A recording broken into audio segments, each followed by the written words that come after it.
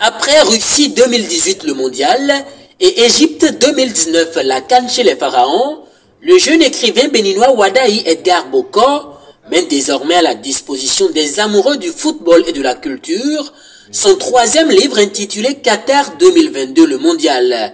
Cet ouvrage de 69 pages édité par les maisons d'édition Junior d'Afrique et Paragon d'édition aborde différents thèmes et est le fruit d'une collaboration avec plusieurs personnes.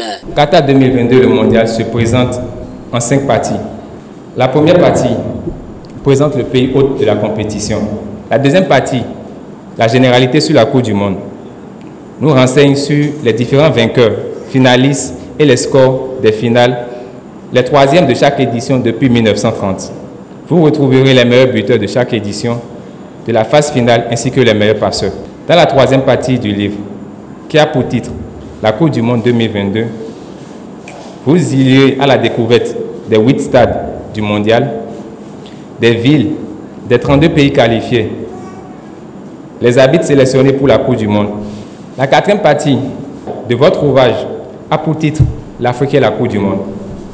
Dans cette partie, nous avions donné la liste des arbitres africains qui sont sélectionnés, arbitres centraux, assistants, arbitres VAR.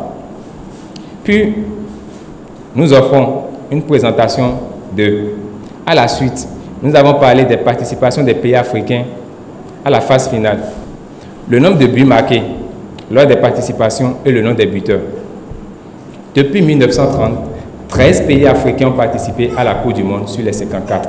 Vous aurez également dans le livre la liste des meilleurs passeurs africains à la Coupe du Monde.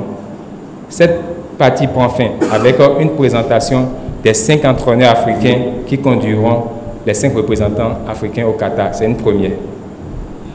La dernière partie du livre, dénommée Informations supplémentaires, regroupe le nom de tous les sélectionneurs, le surnom des 32 pays et le calendrier de la compétition. Distingués invités, mesdames et messieurs, la réalisation de cet ouvrage n'a pas été facile, comme toute œuvre humaine. J'ai fait face à des difficultés que nous avions surmontées tous. C'est le lieu de remercier tous ceux et celles qui m'ont accompagné de diverses manières et qui m'ont montré leur présence. Merci à nos partenaires qui ont accompagné en affichant leurs images au livre Qatar 2022 le mondial. L'investissement ne sera pas sans résultat et vous en tirez des fruits. Aux autres co-auteurs qui m'ont aidé, Horace Bokor pour la couverture, Aristide Oussou-Bretor pour la saisie, Régis Atigaré pour la correction, je vous dis merci.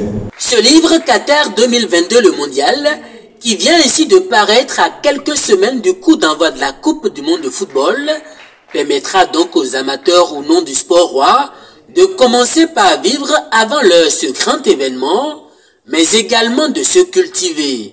Je dis aujourd'hui, je suis très fière. Fière de voir la deuxième génération après moi tenir une plume, la tracer et pas n'importe comment. C'est vrai, il a choisi un domaine un peu pointu, un peu difficile, mais accrocheur. C'est sa passion. Et je l'y encourage. Il est plein d'ambition.